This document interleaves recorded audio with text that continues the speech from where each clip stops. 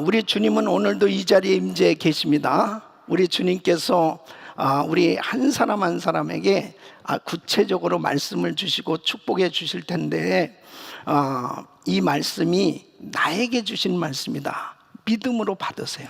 그럼 반드시 이 약속의 말씀이 내 생에 이루어질 것입니다. 여러분, 우리가 신앙생활 하면서 항상 믿는 사람은 누구나 다 간절한 바람이 있죠. 무엇에 대한 바람입니까? 은혜 받기를 사모하죠. 하나님의 은혜를 받기를 간절히 바라고, 또 하나님의 놀라운 축복을 사모합니다.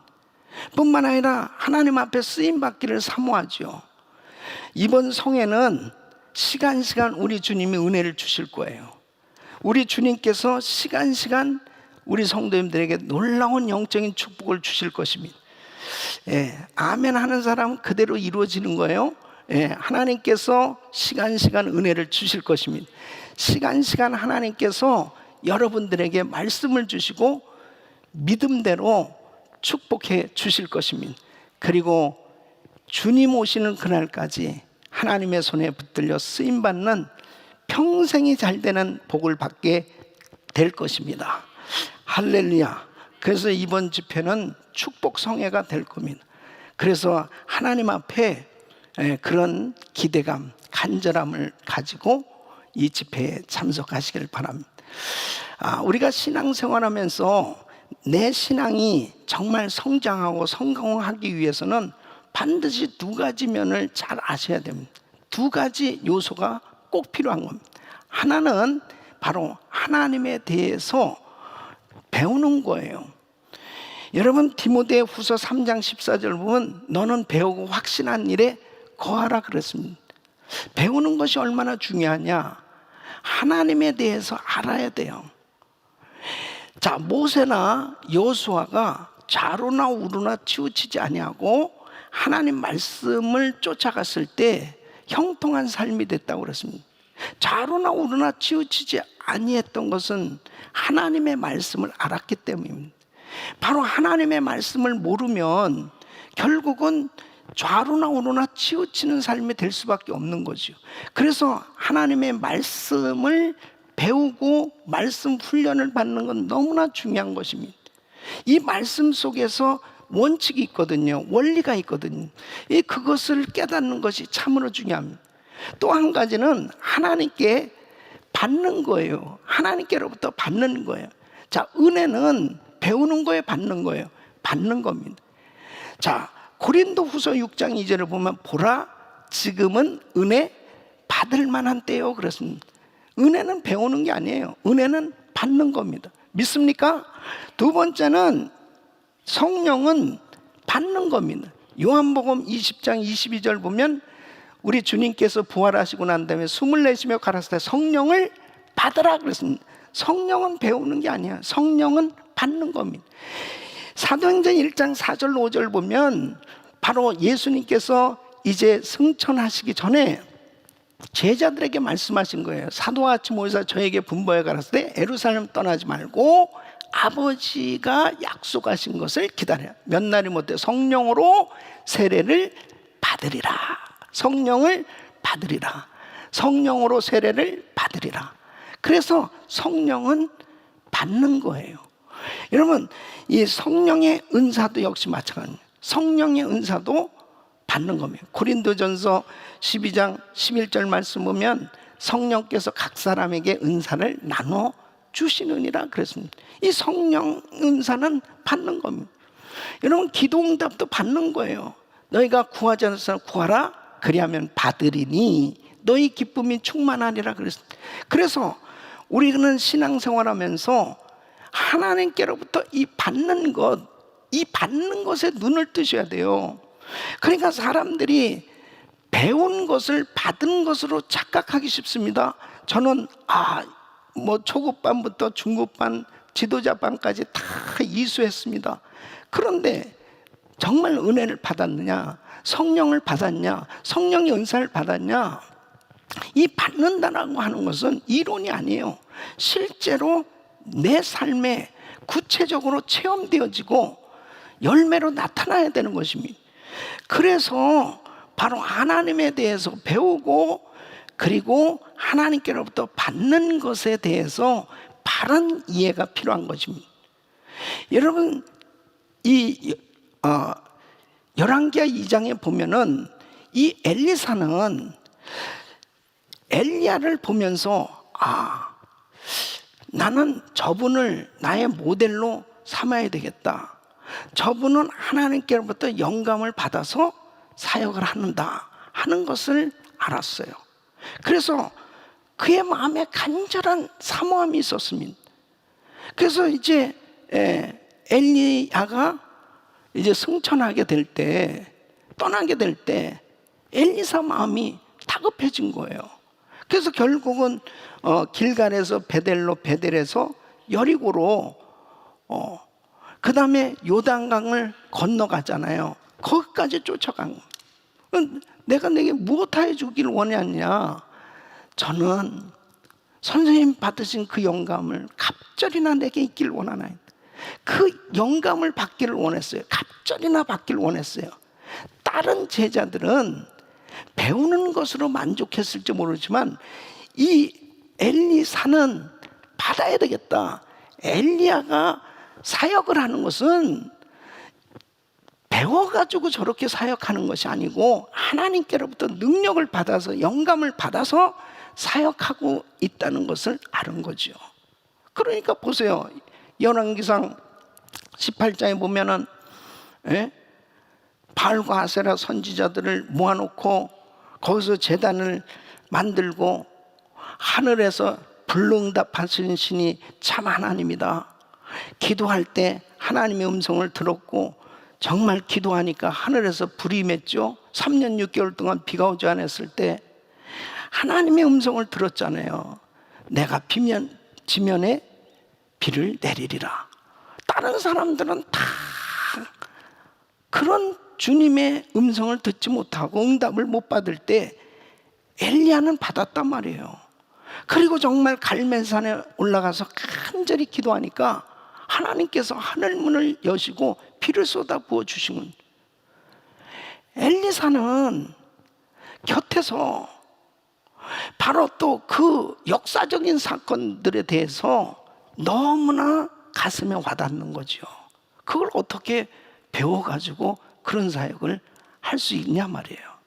그러니까 자기도 이제 엘리야가 떠나면 이제 이 많은 사역들을 해야 되는데 하나님 앞에 자기는 감당할 길이 없는 거예요. 하나님, 엘리야에게 임한 저 영감을 저에게는 갑절이나 좀 주시죠. 그런 간절한 사모함이 있었어요.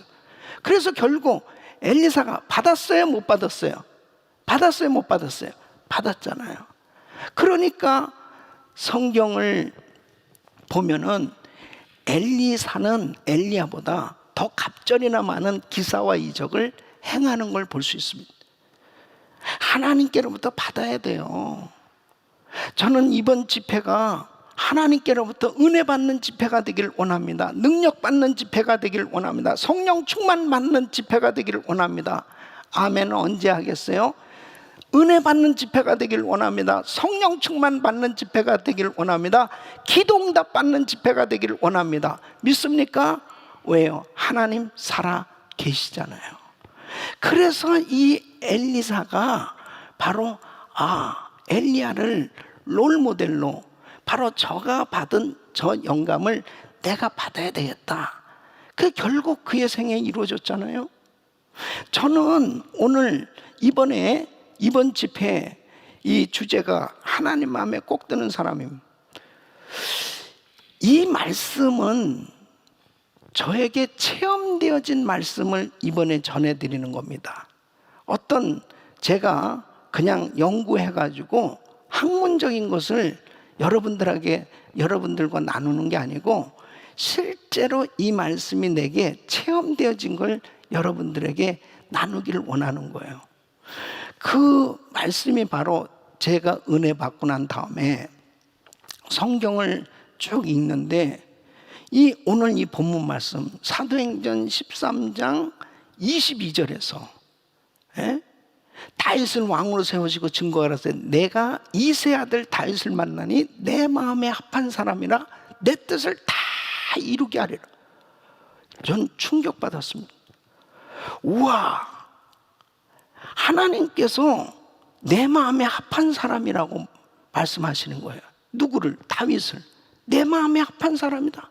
내 뜻을 다 이루게 하리라. 이렇게 복을 받은 사람이 어디 있습니까? 그래서 저는 아니 어떻게 다윗이 하나님 마음에 합한 사람이 됐을까? 궁금해지기 시작한 거예요. 아니 어떻게 다윗이 하나님 마음에 꼭 드는 사람이 됐냐 말이에요. 그래서 내 뜻을 다 이루게 하리라. 그렇게 하나님께서 약속하신 그 말씀대로 저의 생에 이 놀라운 복을 주셨단 말이에요. 그래서 그때부터 이 다윗에 대한 말씀을 계속 읽고 또 읽고 이 말씀을 정말 연구하고 공부하기 시작했습니다. 그래서 바로 성경에 대해서 배우는 것이 중요한 게 뭐냐면요, 그 말씀 속에 원칙들이 있어요. 원리가 있습니다. 이 원리 원칙은 시대가 변해도 그 원칙들은 그대로 변함없이 어느 시대든지 적용될 수 있는 거예요. 자, 다윗에게 역사하신 그 하나님은 오늘도 우리와 함께하고 계세요. 믿습니까? 바로 다윗을 축복하신 그 하나님은 저와 여러분들을 축복하신 하나님이세요. 믿습니까? 바로 그 하나님께서 다윗에게 이세 아들 다윗을 내 마음에 합한 사람이다, 내 마음에 합한 사람이라고 그렇게 말씀하셨다면 바로 나도 그런 사람이 될 수 있는 거 아니에요? 네? 자, 다윗에게 내 뜻을 다 이루게 하리라 이렇게 축복을 해주셨다면 바로 나에게도 이런 축복이 임할 수 있는 거 아니에요? 네? 아멘을 아주 크게 하는 사람 그대로 된다니까. 그래서 저는 이 다윗을 모델로 삼고, 이때 저는 사실 이제 예수 믿은 지 얼마 안 됐고, 그 다음에 저에게 막 은혜가 임해서 얼마나 정말 은혜를 사모했는지 몰라요. 그 성경을 뭐 창세기부터 요한계시까지 그냥 말씀을 읽는데 너무 꿀송이처럼 단 거예요, 이 말씀이.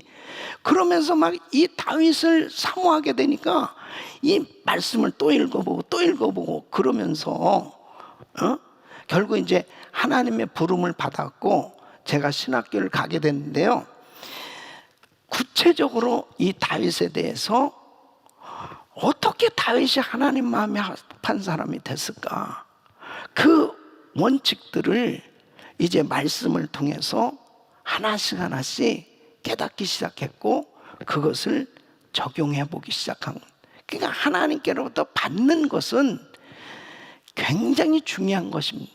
그럴 때 나의 삶 속에 그 약속의 말씀들이 이루어지기 시작하는 거예요.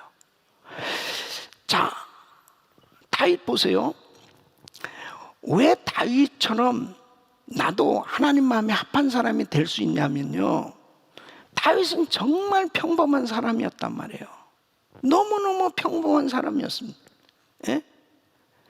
다윗이 이세의 아들이 8아들이 있었습니다. 그 중에 말째예요, 다윗은. 근데 이제 사울을 패하시고 하나님께서 이제 한 왕을 세우기 위해서 사무엘 선지자를 통해서 이세의 아들 중에 한 아들을 택해서 기름을 부으라 그렇게 말씀을 하셨어요. 그래서 사무엘 선지자가 이세의 집을 찾아오는 거예요. 여러분, 사무엘 선지자가 어떤 사람입니까? 유명한 선지자네요. 그 선지자가 자기 집에 오신다고 그러는데 이거 뭐 대단한 귀한 손님 아니에요? 그 아들들을 다 모아놓으라고 그랬거든요. 그리고 예배 드린다고 그랬단 말이에요. 아니 근데 어떻게 말째 다윗이 어떤 면에서는 이 말째가 더 귀엽고 사랑을 받아야 되는데 7째 형들까지 다 그 귀한 자리에 갔는데 이 말자는 아버지의 양을 치고 있는 거예요. 어떤 면에서 보면요, 그 집안에서도 사실 주목받지 못한 아들이라고 볼 수 있어요. 뭐 좀 구체적인 얘기를 하면은 또 여러 가지 설이 많아요. 예. 그래서 사실은 별로 그렇게 주목받지 못하고 있었습니다. 그리고 다윗의 생애를 보세요. 정말 평범합니다. 사실 죄도 다 짓고, 밧세바와 간음죄를 저질렀죠.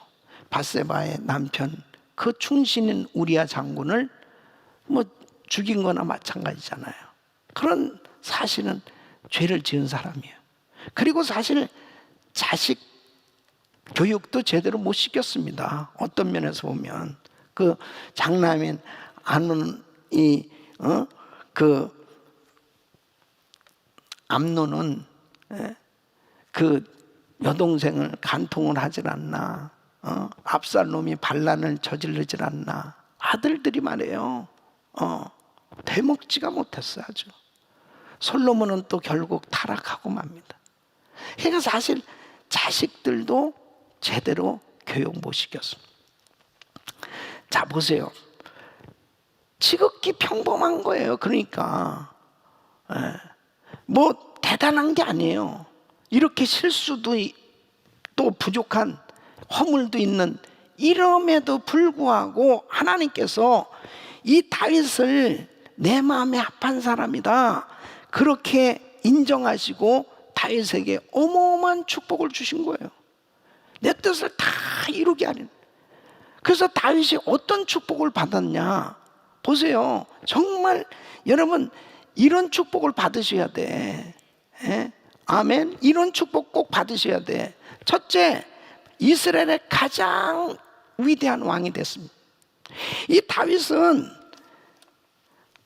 역대상 28장 4절에 보면 하나님이 이 다윗을 선택해 줬다는, 이스라엘 하나님 여호와께서 전에 나를 내 부친의 온 집에서 택하여 영원히 이스라엘 왕이 되게 하셨나니, 곧 하나님이 유다 지파를 택하사 머리를 삼으시고 유다의 족속에서 내 부친의 집을 택하시고 내 부친의 아들들 중에 나를 기뻐하사 온 이스라엘의 왕을 삼으셨네. 그래서 다윗이 왕이 되어서요 40년을 통치합니다. 그리고 33년은 이 통일 왕국으로 왕으로서 통치를 하는데, 이때가 가장 부강한 나라였고 가장 영토가 넓었고 가장 평안했던 시기가 바로 다윗이 통치했던 시절입니다. 이건 뭐예요? 하나님이 복을 주신 거죠. 평안케 하리라, 경고케 하리라, 존귀케 하리라, 이런 복을 받았단 말이에요. 그리고 결국 하나님께서 이 다윗의 이제 왕조에 있어서 다른 왕들을 이제 평가할 때 다윗이 꼭 기준이 됐습니다. 다윗이. 그래서 열왕기상 15장 11절에도 보면은 아사에 대해서는 그 조상 다윗같이 여호와 보시기에 정직하게 행하면 좋은 왕이에요. 선한 왕이에요. 또 열왕기하 16장 2절 보면 아스 왕에 대해서 그렇게 말씀하는데, 그 조상 다윗과 같지 아니하여 그 여호와 하나님 여호와 보시기에 정직행치 아니하고 다윗과 같이 아니하면 결국 악한 왕이에요. 이렇게 다윗이 바로 모든 왕들을 평가할 때 기준으로 세워주셨단 말이에요. 이렇게 하나님께서 다윗을 위대한 왕으로 세워주셨습니다. 두 번째를 보면 하나님이 함께 하심으로 가는 곳마다 승리하는 거예요. 가는 곳마다.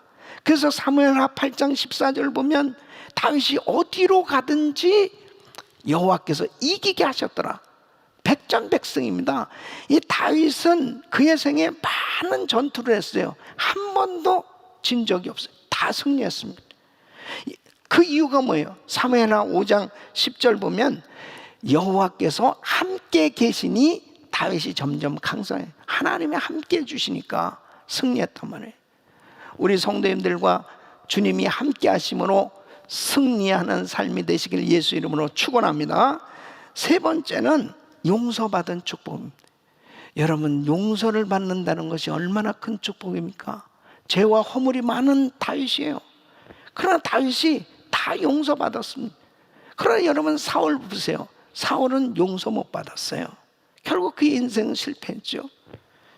사무엘하 12장 13절 보면 나단 선지자의 책망을 받고 난 다음에, 죄 지적을 당한 다음에 내가 여호와께 죄를 범하였노라 회개한단 말이에요. 하매 다윗이, 나단이 다윗에게 대답하되 여호와께서도 당신의 죄를 사하셨나니, 하나님의 죄사함을 받게 됩니다. 여러분, 예수 그리스도를 믿는 우리는 예수 그리스도 안에서 회개할 때 죄사함을 받게 되는 줄로 믿습니다. 용서받는 것이 가장 큰 은혜예요. 솔로몬, 그의 아들 솔로몬이 죄를 졌잖아요. 이 우상을 섬겼어요. 그 솔로몬 말년에. 그때 하나님이 너무너무 마음이 아프셨어요. 그냥 바로 징계하고 싶으셨는데 열왕기상 11장 34절 보면 누구 때문에요? 다윗 때문에. 다윗 때문에 그의 생애는 그냥 용서해 주신 거예요. 내 종 다윗이 내 명령과 내 법들을 지켰으므로 내가 저를 위하여 솔로몬의 생전에는 온 나라를 그 손에서 빼앗지 아니하고. 참, 그러니요, 이 다윗을 얼마나 하나님이 사랑하신 거예요. 에? 그렇게 허물과 죄가 많음에도 불구하고 하나님께서 다윗을 용서해 주시고, 이 자식이 잘못했을 때도 다윗 때문에 그를 용서해 주실 만큼 그렇게 다윗은 하나님께 사랑을 받았습니다. 가장 큰 축복은 뭐예요? 그의 형통으로 그토록 기다리던 메시아 그리스도가 나오시게 된 거예요. 그래서 오늘 이 본문 보면 사도행전 13장 23절 보면 하나님이 약속하신 대로 이 사람의 씨에서 이스라엘을 위하여 구주를 세우셨으니 곧 예수라.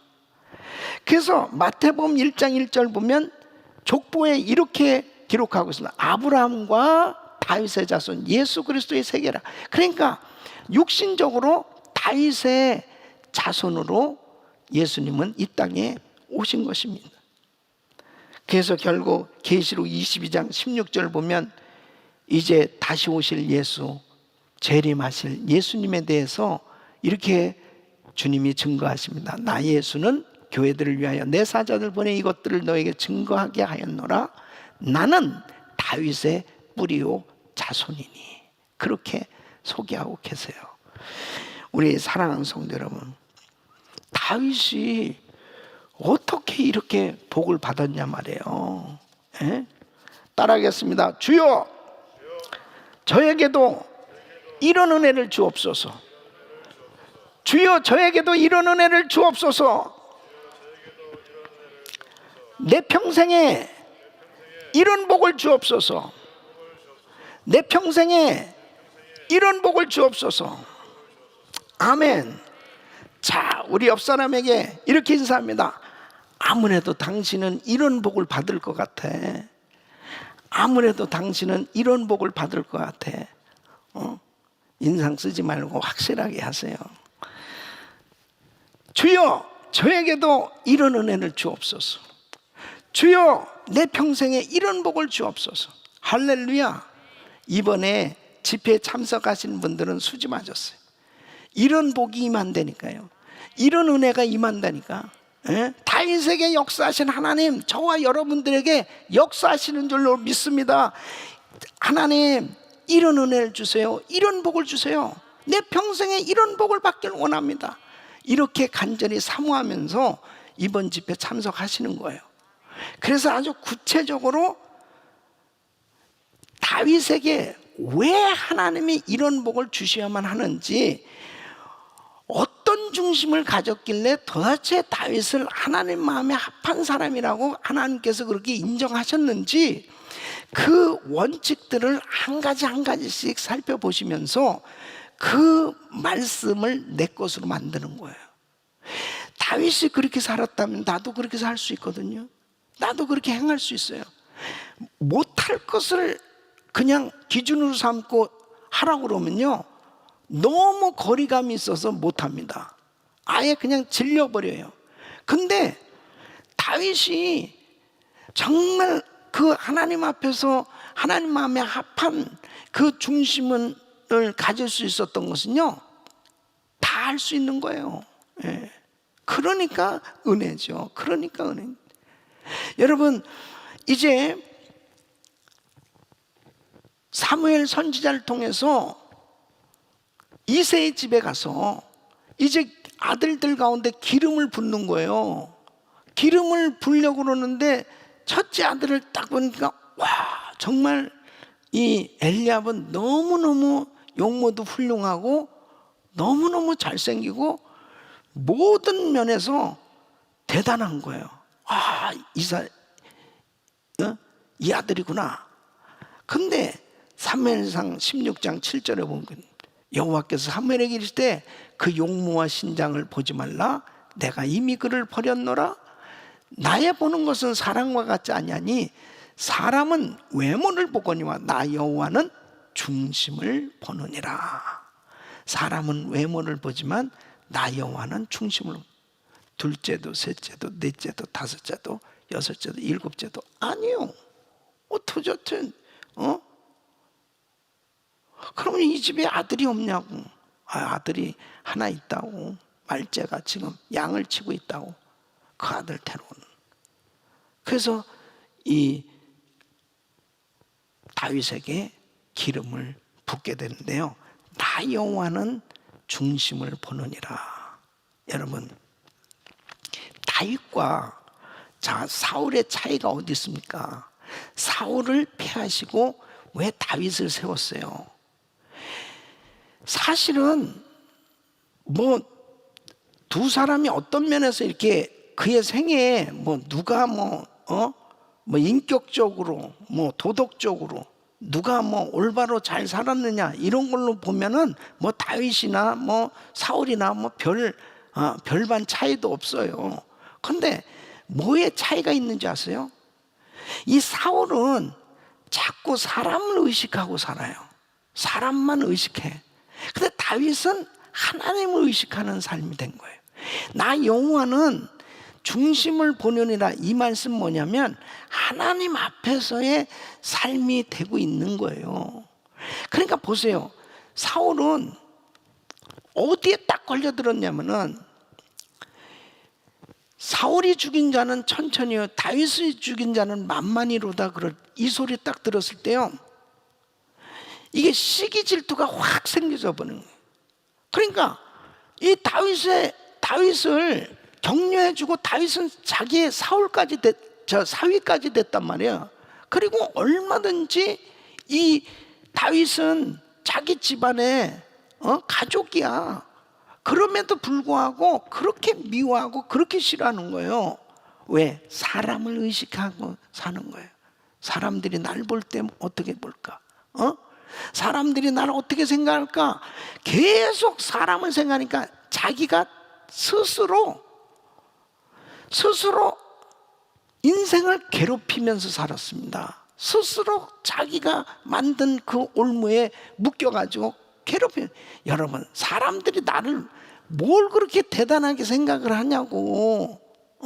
뭘 그냥 자꾸 사람들이 나를 어떻게 생각할까 그래가지고 그것 때문에 막 괴로워하고 힘들어하고 어려워하고 그런 사람들이 얼마나 많은 줄 알아요?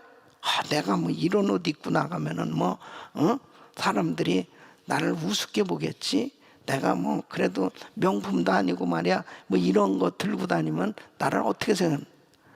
아이고, 사람들 그런 바빠요. 그런 생각할 시간 없어. 괜히 스스로 막 자기 스스로를 괴롭힌다니까요.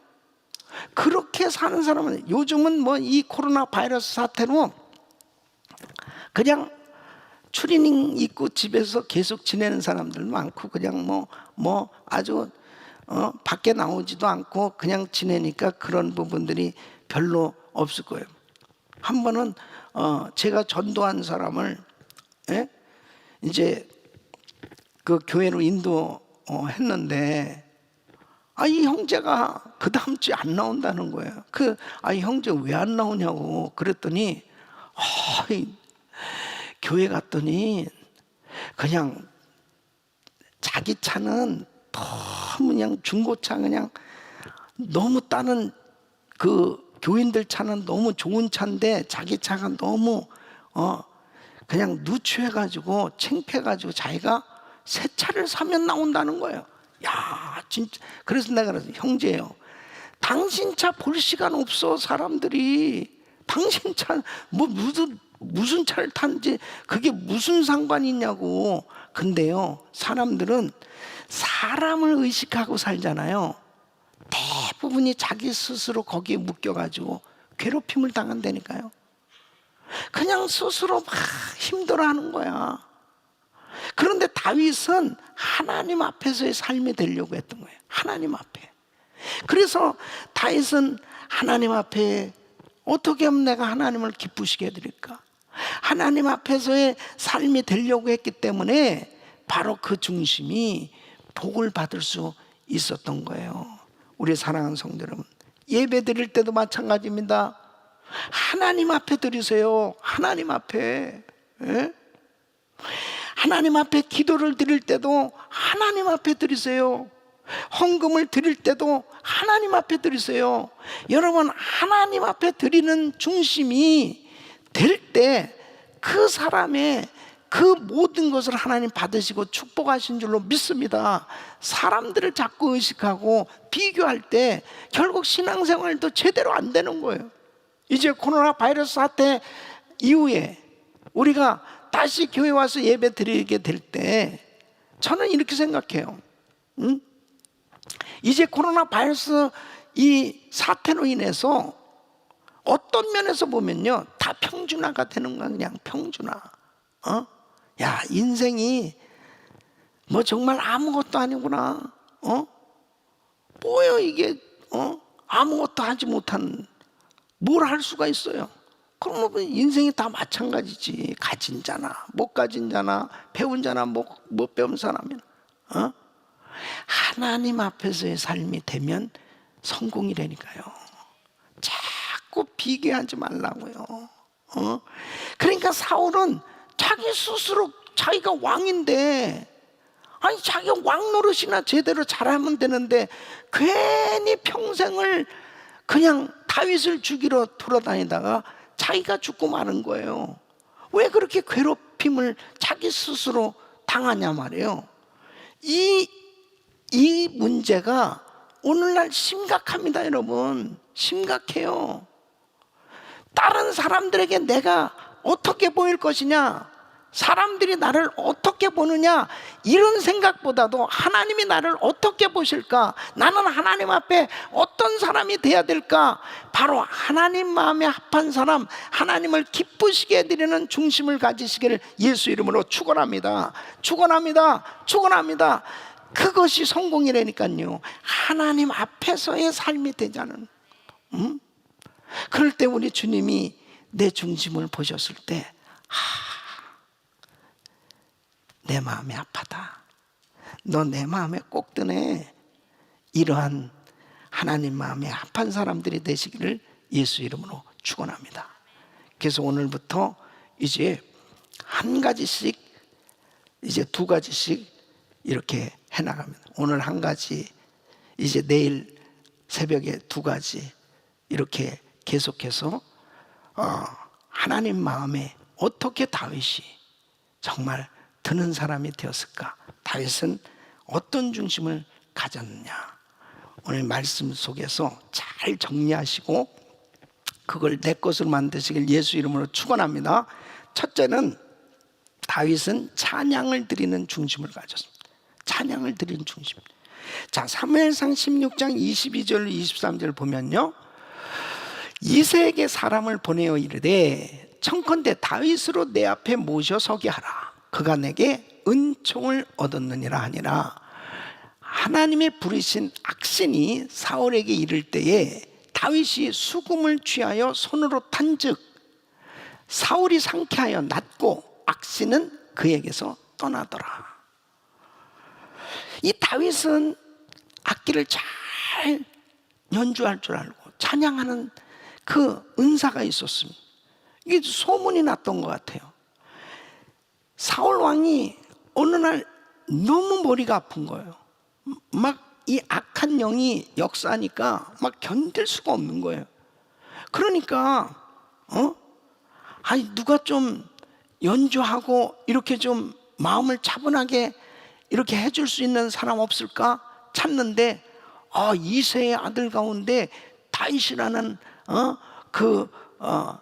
청년이 그렇게 찬양을 잘한다는데요, 소문이 난 거예요. 데려와라. 그래가지고 다윗이 사울 왕 앞에서 이 수금을 탑니다. 수금을 타면서 찬양을 하는데 악한 영이 떠나가는 거예요. 여러분 보세요. 바로 여기서 악신이 떠났다는 건 뭐예요? 영적인 겁니다. 영적인 거예요.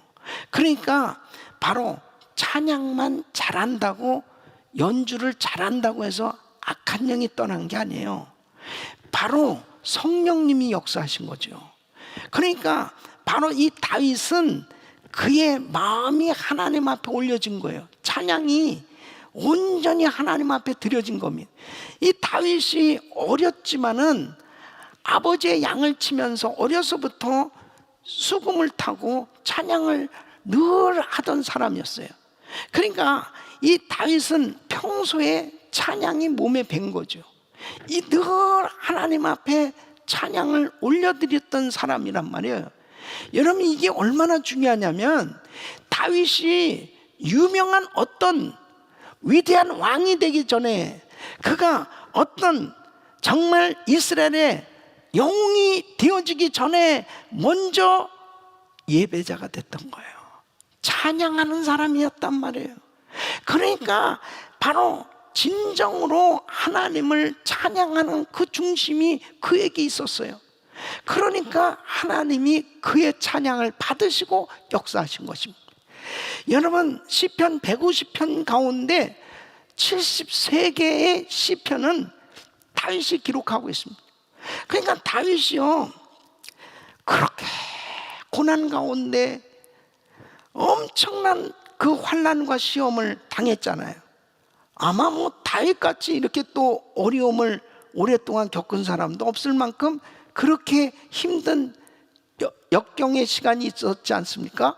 그럴 때 대부분 어려울 때 이 시편을 기록했거든요. 그건 뭐예요? 너무나 실망하고 원망하고 그냥 그 마음에 낙심하고 좌절하기 쉬울 때에 다윗은 찬양을 한 거예요. 여러분 이렇게 힘들 때 찬양을 할 수 있었던 것은 그가 평소에 하나님 앞에 늘 찬양을 드리는 중심을 가졌기 때문입니다. 여러분 이 다윗은 그냥 배워가지고 찬양을 한 게 아니에요. 연주를 한 게 아니에요. 그냥 형식적으로 하는 사람이 아니에요. 그냥 삶으로 하나님을 늘 찬양하는, 하나님을 높여드리는 그런 중심이 있었던 거예요. 늘 하나님을 찬양하는 그 찬양을 하나님이 받으신 것이죠. 여러분 이사야서 43장 21절에는 인생을 하나님께서 창조하신 목적을 이렇게 말씀하십니다. 이 백성은 내가 나를 위하여 지었나니 나의 찬송을 부르게 하려 하면, 하나님 앞에 찬양 드리는 인생이 복된 인생인 줄로 믿습니다. 바로 다윗의 그 마음에 늘 우리 하나님을 찬양하는 이 찬양하는 중심이 하나님 마음에 쏙 드는 사람이 된 겁니다. 자 보세요. 이렇게 고난 가운데서도 하나님을 찬양했잖아요. 그럼 왕이 되었을 때 어떻게 됐습니까? 왕이 되어서 이제 통일 왕국을 이뤘다니까요. 그리고 법궤가 이제 다윗성으로 모셔오는 그때에 다윗이 사무엘하 6장 14절에 보면 막 백성들이 다 보는 앞에서, 예? 백성들이 다 보는 앞에서 사무엘하 6장 14절 보면 여호와 앞에서 힘을 다하여 춤을 췄다 그러더니, 힘을 다하여 춤을 췄습니다. 예. 그래 허벅지가 보일 정도로 힘을 다해서 춤을 췄다는. 근데 거기서 보면 사무엘하 6장 14절에 여호와 앞에서 힘을 다하여 춤을 추는데 누구 앞에서요? 여호와 앞에서. 그러니까 왕이지만은 하나님을 너무나 찬양하고 싶었던 거예요. 그러니까 그 허벅지가 보일 정도로 그렇게 춤을 추면서 하나님을 찬양했습니다. 율동의 원조는 다윗이다, 그런 전설이 있어요. 그의 아내 미갈이 나와보지도 않고 창문으로 싹 이렇게 봤어요. 야, 왕이 저거 뭐야 도대체, 채통도 없이. 사무엘하 6장 21절에 보면은, 예? 그렇게 도대체 왕이 채통도 없이 어떻게 그렇게 합니까? 그러면서 바가지를 긁었어요. 그러니까 다윗이 미갈에게 이르되 이는 여호와 앞에서 한 것이라. 자 보세요, 여호와 앞에서 한 것이라. 예. 사람 앞에서 한 거 아니야. 하나님 앞에 한 거야. 저가 네 아비와 그 온 집을 버리시고 나를 택하사 나로 여호와의 백성 이스라엘의 주권자를 삼으셨으니 내가 여호와 앞에서 뛰놀리라 그랬습니다. 하나님 앞에서 한 거야. 하나님 앞에서. 여러분, 우리 교회도 율동을 합니다. 오랜만에, 예? 오늘 율동팀, 제가 기도하는 가운데 딱 율동팀 한번 하자. 율동팀. 예? 그냥 이 코로나 바이러스 때문에 아주 그냥 사람들이 막 그냥 주눅이 들어서 다 이럴 때 율동 좀 한번 하자. 그러면 오늘 율동을 처음 하니까 어때요? 좋죠. 우리 교회는 이래야 돼. 그냥. 그래서 그럴 때 사람들이, 여러분 이게 율동이 쉬운 건 줄 알아요? 예? 여러분 왕이 이렇게 뛰놀더라, 이거 쉬운 건 줄 알아요? 어렵습니다. 여러분 이게 손이 여기까지 올라가는, 이게 멀고도 험한 길이라는 거 알죠? 이거 여기까지 올라오는데 5년 걸린 사람이 있어요. 여기까지 오면 10년 걸린 사람이 있어요.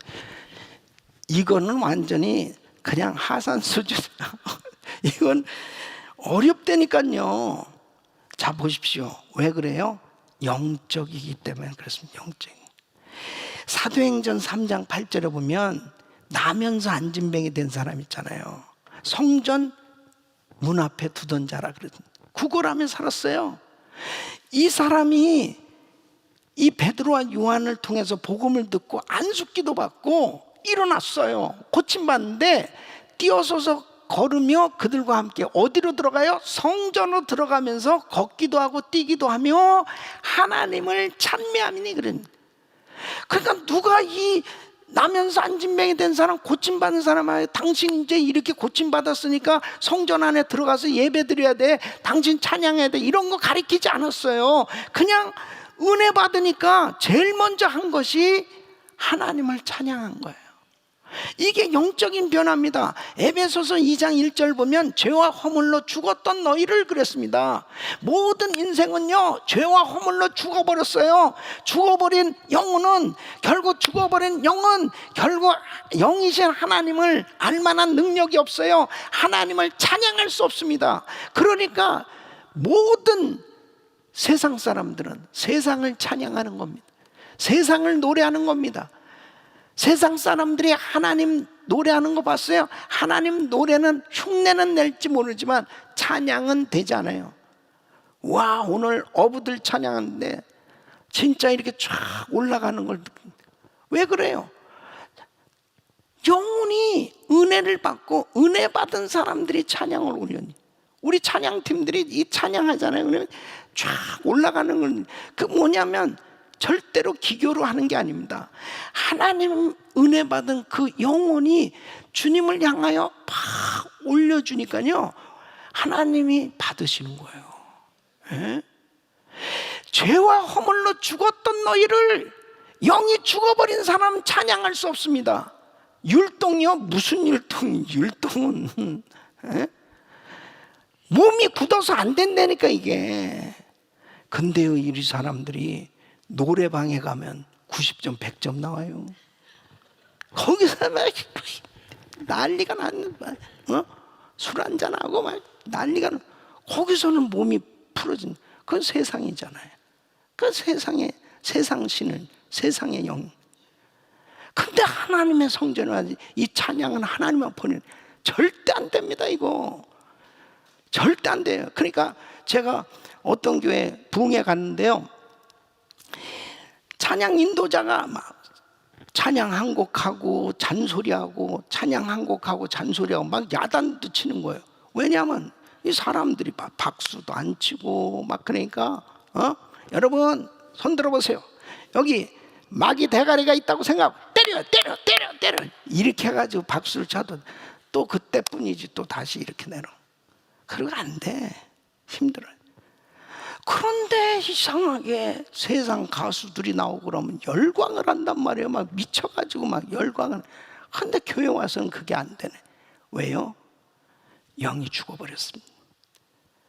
그래서 예수 믿고 성령으로 거듭날 때, 예수 믿을 때 죄가 사함받아요. 원죄가 사함받아요. 예수 믿을 때 그 죄가 사함받으니까 성령이 임해요. 거듭나게 되니까 영이 살아났어요. 거듭났어요. 다시 태어났어요. 비로소 그때서야 영이신 하나님, 위대하신 하나님을 찬양하게 되는 거예요. 그러니까 감격하는 거죠. 이 찬양 시간이 너무 감격스러운 거예요. 다윗은 내가 여호와 앞에 뛰놀리라. 여호와 앞에 뛰노는 거야. 사람한테 하는 게 아니야. 미갈은 사람을 의식하고 있었어요. 저 왕이 채통도 없이. 무슨 채통이에요? 하나님 앞에서는 다 어린애지. 하나님 앞에서 다 어린애지. 대통령이고 장관이고 뭐 할 것 없이 하나님 앞에서 다 어린애지. 하나님 앞에서 그렇게 뛰놀 수 있는 그런 영적 실력자들이 되시기를 바랍니다. 하나님을 기쁘시게 해드리는 거예요. 그러니까 하나님이 너무 기뻐하시잖아요. 이런 다윗을 축복 안 할 수 있습니까? 아니, 자기가 그냥 고난 가운데 있을 때는 그냥 그래, 뭐 하나님을 찬양하면서 하나님의 도우심을 구한다고 그래요. 이제 자기 통일 왕국의 왕이 됐어요. 그럼 이제 좀 점잖 좀 빼야 될 거 아니에요. 미갈 얘기대로 이 거룩한 모습으로 위엄을 갖추고, 대부분 왕들이 다 그렇잖아요. 어디서 백성들 앞에서 채통 없이 허벅지가 보일 정도로 뛰놀고 그러냐 말이에요.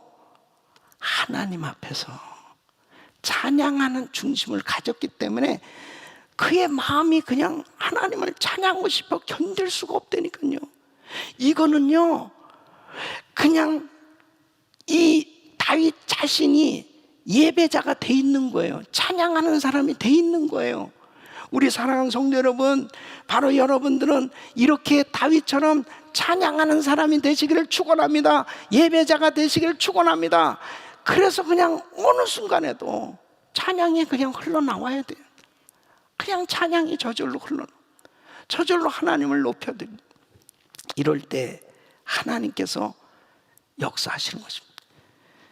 시편 22편 3절에 보면 바로 찬송 가운데 거하시는 하나님이라고 말씀하고 있습니다. 찬송 가운데 거하시는 하나님. 여러분, 이스라엘의 역사 가운데 보면 찬양할 때 기적이 일어나는 사건들이 참 많습니다.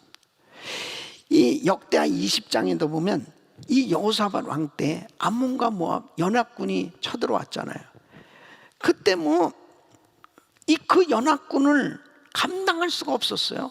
그때 여호사밧이 기도하면서 하나님이 그에게 감동을 주시고 은혜를 주신 게 하나님을 높여드려 주님이 하셔야만 될 수밖에 없습니다.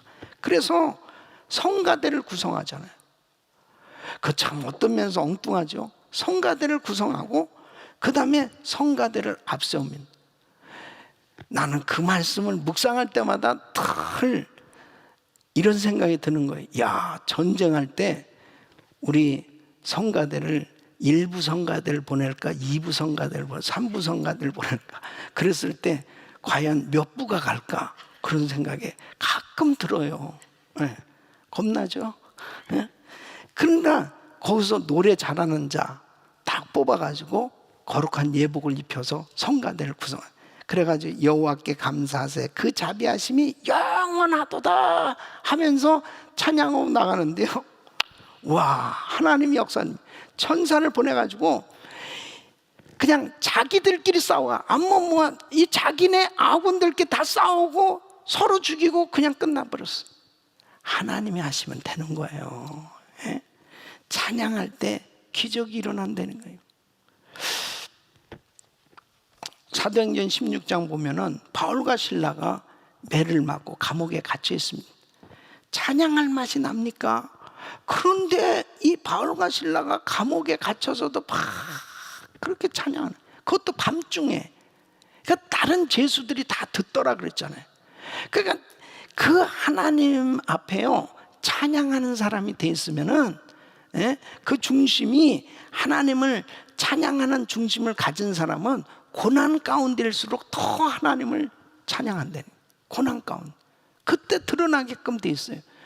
그러니까 하나님이 그 중심을 받으시고 역사하셔서 그냥 묶여있던 것들이 스르르 풀려지는 거예요. 그 다음에 옥문이 열려지는 거예요.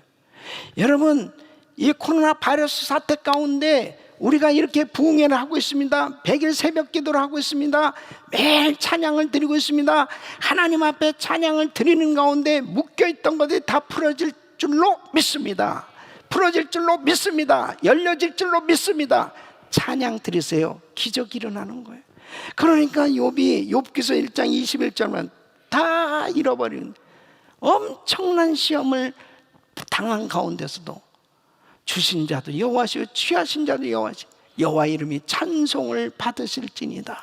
하나님을 높여드렸을 때 우리 주님께서 그의 평생을 어떻게 해주셨어요? 다 회복시켜 주셨습니다. 여러분, 지금 가장 힘들고 어려워서 막 입에서 그냥 욕이 나오고 원망이 나오고 막 저주가 나오고 막 안 좋은 얘기가 막 쏟아져 나올 수 있는 그런 시기예요. 제가 한국에서 그 IMF 때 그 서울역 지하도에 가서 그 노숙자들이 그렇게 많잖아요. 그 노숙자들하고 이렇게 얘기를 하는데 그 마음에 상처가 있으니까 그냥 그 입에서 막 욕이 나오는 거예요. 정부를 욕하고 자기 아내를 욕하고 막 사람들을 욕하고 환경을 욕하고 막 그 마음이 완전히 상해가지고 그 주저앉아 버려 있는 거예요. 그런데 이 사람들이요, 정말 노숙자 집회를 통해서 예수를 믿고 은혜를 받고 나니까 그 영혼이 살아났어요. 죽었던 영혼이 살아났단 말이에요. 그리고 회복됐어요. 그리고 그 입술에 찬양하는 입술이 됐을 때 하나님이 모든 걸 회복시켜 주시더란 말이에요. 예? 여러분, 찬양해야 열려져요. 찬양하지 않고 지금 이런 코로나 바이러스 이 사태, 이런 시기일수록 우리 예수 믿는 사람 더 찬양해야 된다니까요. 더 하나님을 높여드리고 더 찬양해야 돼요. 믿습니까? 제가 이번에 온라인으로 이렇게 부흥회를 결정한 것도 그거예요. 100일 새벽 기도에는 우리 성도들이 오늘이 60일째거든요. 예. 아직도 40일 남았어요. 근데 이렇게 하는데 목사님이 힘드시지 않을까? 이렇게 또 매일 이 집회를 부흥회를 한다는 거. 저도 갈등이 있었죠. 근데 우리 성도님들이 지금이야말로 더 다른 것보다 하나님 앞에 찬양하는 시간이라는 것을 너무 이 마음에 감동이 오는 거예요. 예배 드려야 된다. 지금 이때야말로 더, 한 번이라도 더. 그래서 하나님 앞에 찬양을 올려줄 때 묶였던 것들이 다 풀어져요. 예? 코로나 바이러스 다 소멸되고 하나님께서 우리 성도들을 건져주실 줄 믿습니다. 제가 중국에서 집회를 하는데요, 말씀 전하고 막 그 찬양을 하는데, 막 뒤에 아기를 업은 아줌마가 참석했는데, 막 이 아줌마가 우는 거야. 근데 아기가 딱 우는데 아기 우는 소리가 굉장히 커요. 그래서 빨리 사람들이 다 하도 막 울고 그러니까 데리고 나가야 되는데, 엄마가 같이 우니까 애가 우는 건지 자기가 우는 건지 잘 분간이 안. 그렇게 막 은혜가 임하니까요, 그냥 서서 말씀 듣고 예배를 드리고 찬양을 드리는 가운데 그냥 방언을 다 받는. 그러면서 막 회개가 터진 거예요. 막 이 엄마도 엉엉대고 울고 애도 울고, 애는 성령 받아서 우는 건지 그냥 엄마 때문에 우는 건지 그건 모르겠어요. 그냥 어쨌든 막 너무. 그 다음에 귀신이 드러나서 막 깍깍대고 떠나가는데요, 찬양 가운데 주님이 임재하셔서 역사하신 겁니다. 그러니까 여러분, 하나님 앞에 성령 충만한 집회를 드리잖아요. 성령님이 역사하시기 시작하는 겁니다. 우리 사랑하는 성도 여러분, 이번에 우리가 이거 부흥회하면서 집에 가급적이면 이렇게 화면 TV도 큰 거 좀 구입해 놓고 아예 연결해 가지고 그냥 뭐 조그만 스마트폰 가지고 이렇게 보는 것보다 제대로 좀 집회 준비를 하란 말이에요. 그리고 찬양할 때도 제대로 막 똑같이 같이 막 그 마음을 어떻게든지 내가 은혜 받으려고 찬양부터 시작해서 막 같이 기도하고, 그렇게 해서 말씀을 받으면서 여러분 중심이 하나님 앞에 온전히 올려질 때 기적이 일어날 줄 믿습니다. 기적이 일어날 줄 믿습니다. 하나님 앞에 찬양하는 삶이 돼야 됩니다. 저는 제가요, 제일 제가 좋아하던 찬양이, 요즘 또 뭐 이렇게 좀 바뀌고 그랬지만 옛날에는 난 예수가 좋다오, 난 예수가 좋다. 이 찬양 한때 엄청 불렀습니다. 예.